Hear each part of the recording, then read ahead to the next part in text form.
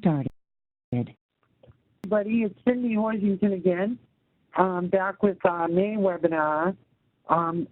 We had the same issue, I'm sorry to say, with recording as we did with the April webinar. So I'm back to re-record without the lovely participation of the 5 directors and teachers that we had present. The good news is that on this webinar, I have some documentation from classrooms to share, as people sent in and posted quite a bit on the Ready at 5 discussion board for the topic of plants.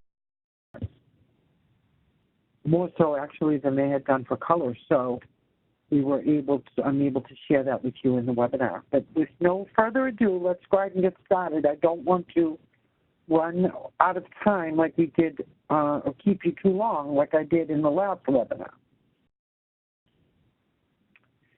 Again, you know, we did followed a similar format in which we reflected on the last unit, which was plants, reflected on the concepts. So you see them here in the center of the circle. Plants, like all living things, have physical characteristics that can be observed and described. They have certain needs that must be met. They have life cycles that include germination, growth, reproduction, and death, like all living things. Well, animals obviously have birth rather than germination.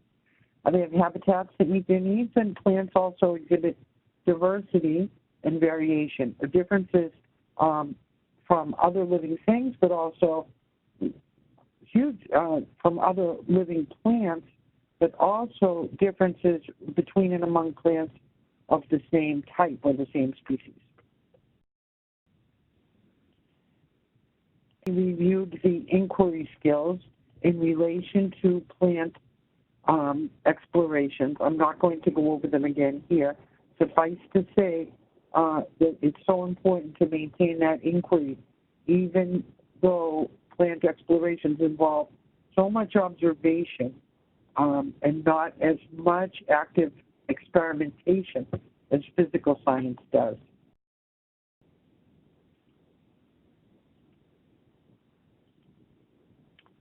You know, I asked teachers and administrators to reflect on the plants unit. We got a lot of nice documentation to talk about, which I'm going to move right into that. Those questions.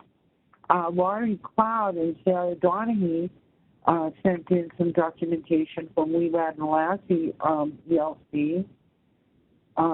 And Sarah was a participant in the webinar and described to us the many different kinds of plants that she and the children tried to start. So they used seeds.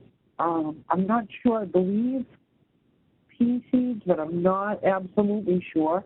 They put some in baggies. You can see a close-up of one up in the right-hand corner there. And they also put bulbs down here in a jar. You can really see the extensive root systems in both the seeds and the jar with the bulb in it. That, Laurie also did something I very rarely see, which was to some potatoes. And what they did here, I believe she said that these paper towels were moist. And what you'll find, and I'm so sorry to say that I actually just took my potatoes home. Oh, you know what? I have a couple of potatoes right here. I forgot all about it. I actually took my other ones home that have been growing for a couple of months now. You can see I have one here very similar to what Laurie's grown. The interesting thing being that you see a lot of stems coming up, but you don't see any roots. And that's a fascinating thing to notice, because this potato has been on a dry plate, so it hasn't been exposed to water. If you do put this potato in water, you'll see something very different.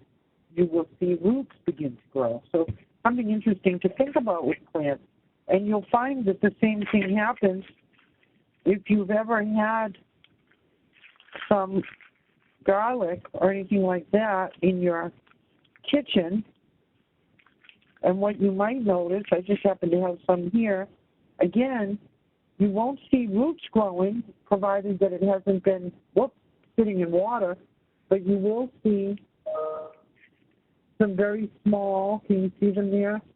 Very small stems, trying to show them, starting to grow.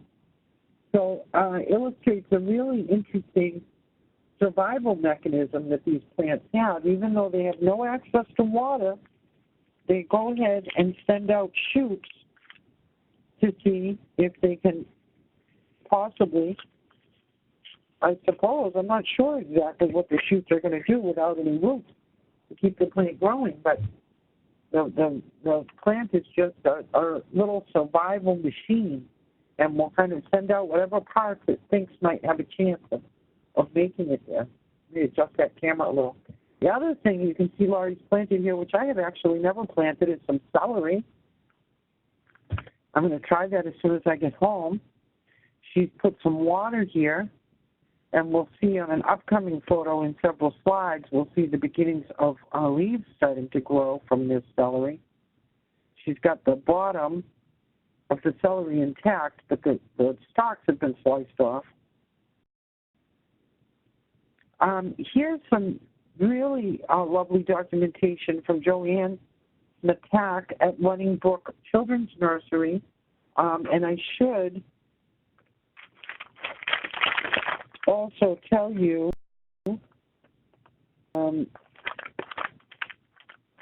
Joanne's teacher's name is Julia Briggs. The teacher she worked with at Running Brook is Julia Briggs, and they did a focused investigation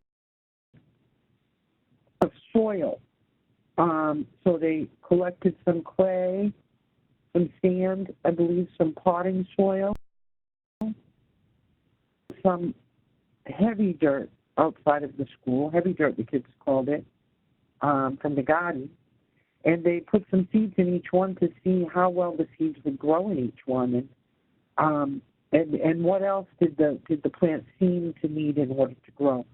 One interesting thing, and Joanne and I had kind of a conversation about this on the phone, that in fact, we want to be careful about telling children that seeds must have soil to grow. Certainly, soil can be very helpful to plants. It has a lot of minerals that plants need, but they can begin in water and be transplanted, or begin in water and have those minerals added to the water as well. So, but investigating different kinds of soil, very hands-on, very experiential, very compelling investigation for children.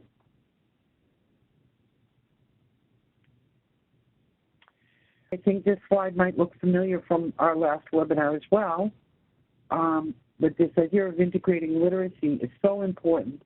And again, thinking about literacy not just as reading and writing, but as language, speaking and listening, writing and reading. And so one of the things I asked teachers and directors was to think about how have they been able to integrate literacy into children's planting explorations. And I have some nice examples of that.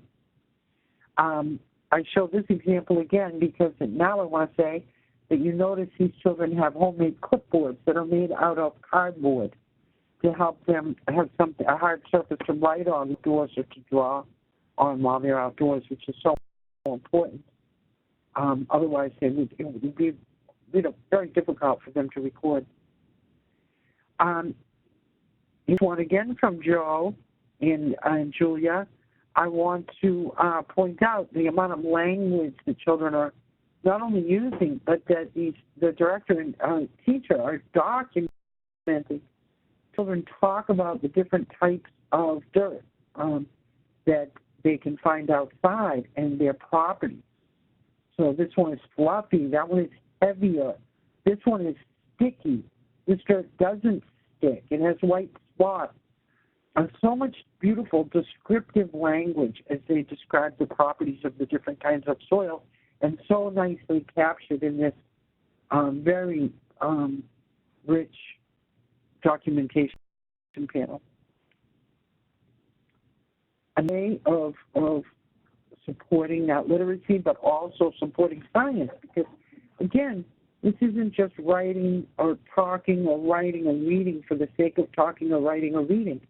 This is in the service of doing science and learning about plants. So these children from Donna Greenleaf and Thomas Ward at Chalk Tank Elementary, children's plant journals in which they were drawing the different kinds of things. Again, not just drawing observations, but drawing their ideas. What kinds of things do you think will grow from seeds? And so children are, one way to share their ideas is through oral language, but another way is through drawing, and they're sharing their ideas that way, by drawing and writing. Again, see how engaged these children are as they're working. These children from We Lad and Lassie, Laurie Cloud,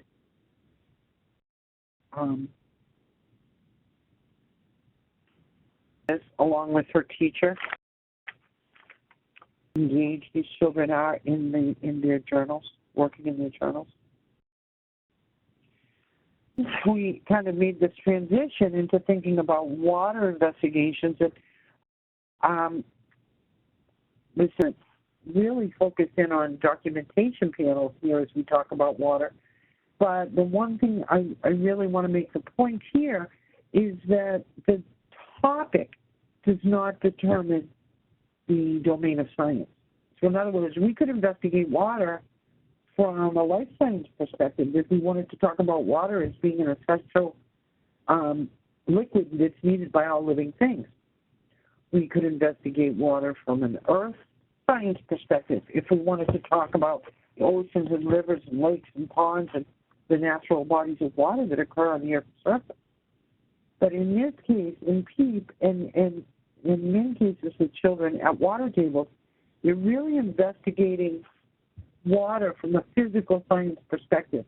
So in other words, they want to learn about the properties of matter, in this case the properties of water as a liquid, and the forces that influence how water looks and behaves in different situations and circumstances.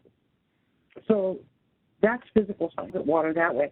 That means that some of the key ideas that we want to, as we're planning experiences for children, are that water takes the shape of its container, that it always flows down unless it's acted upon by another force, that it sticks to itself and also sticks to other materials. Think about a drop of water coming from a faucet and how it's longer and longer and longer and longer because it's sticking to itself, but it's also sticking to that faucet, metal faucet. And water investigations also offer some nice opportunities to learn about air or gases, the properties of air as a gas, and because it makes bubbles in water. So the concepts. And then on the outside of the wheel, you can see the different types of experiences that are going to provide children with opportunities to observe phenomena related to those key concepts. So from classrooms, these are not from Maryland classrooms because when we did this webinar yesterday, which 7th, I believe, Maryland teachers, PEEP teachers have just begun on water. So this is from some previous, these photos are collected from some previous projects. Children making a water system, an engineered system to move water from one place to another using these bottles and these long, clear tubes. Here's children working with water drops on wax paper.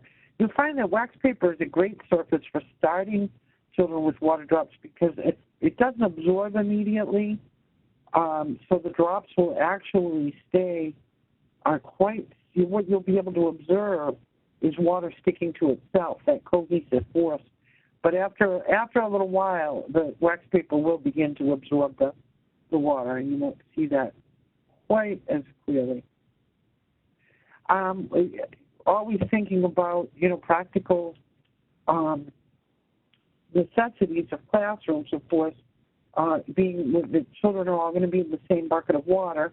We want to have some very simple rules, again, very simple, very positively stated, of how children are going to use the materials and play in the water. Love that, act like a scientist. Don't you love that one? Scientific would say too. So panels. I promised that we'd focus on panels, and I promised that this webcast would be a bit shorter than the last one. So we're going to look at panels, and what we want to keep in mind is we know teachers are collecting all this documentation. We know teachers are taking photos. We know children are making representations and drawing pictures. We know teachers are writing down their observations of what children are doing and saying and thinking about. Now we want to push teachers and directors as well to help teachers to put this documentation together in a way that tells, that makes children's thinking visible and tells the story of children's science inquiry. So here we see a very simple panel. One child, this is Megan, who's noticing where the water comes out of this bottle that has some holes placed around it, where the water comes out and how it comes out differently depending on which holes she covers with her fingers. Noticing something about how water pressure and air pressure are working on the water in that bottle.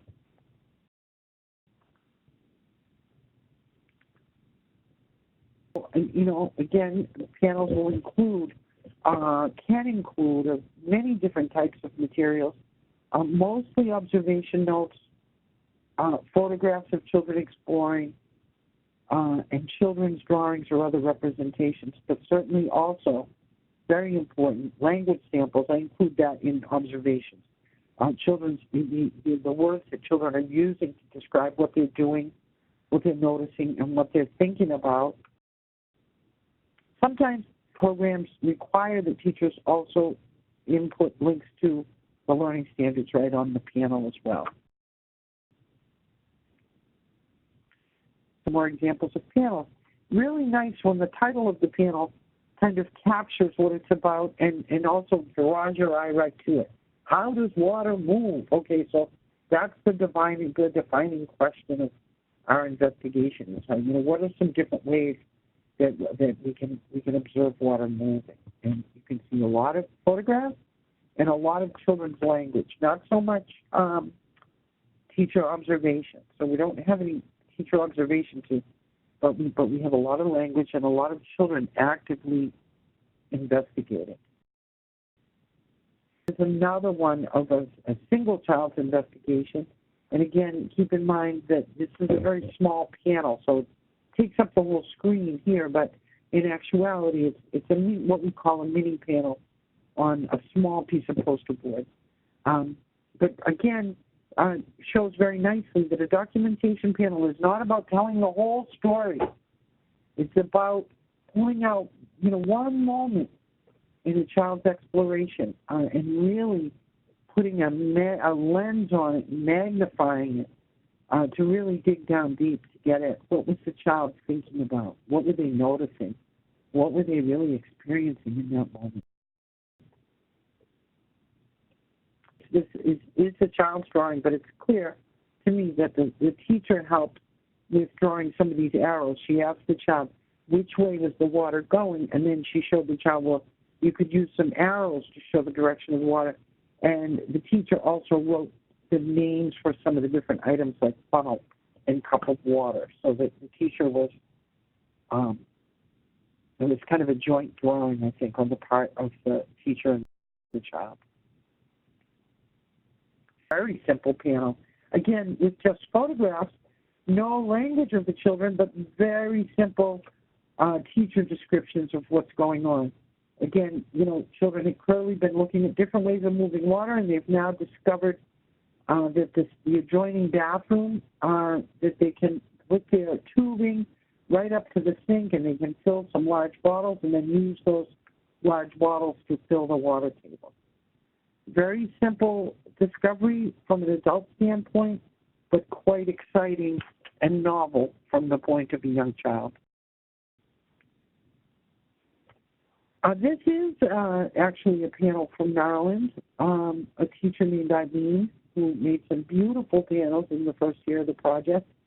I love this one for a number of reasons, primarily because of the way it highlights children's representation, which we often don't always see in panels. And secondly, because it tells the story of an outdoor water investigation, which we just don't see very often in our classrooms. These children are making streams outside with buckets of water and then drawing pictures of the directions that the streams are going in. And it's just lovely.